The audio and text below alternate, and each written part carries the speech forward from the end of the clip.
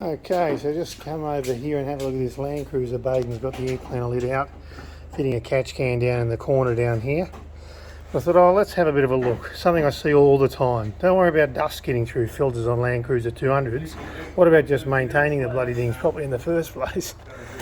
How many people miss out on this? Down on the bottom of your air cleaner, where your cyclonic inlet comes in, it's spinning the dust around. Look at this. Here we go. Let's bring it over on the ground. We'll have to vacuum it up later.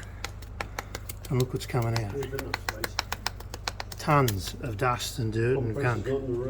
So they've got a really effective pre-filter system, but it needs removing and it needs shaking out. There it is there.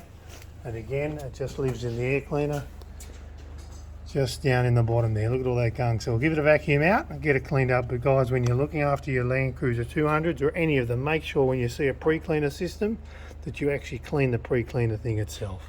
I'm Andrew from Berrima Diesel.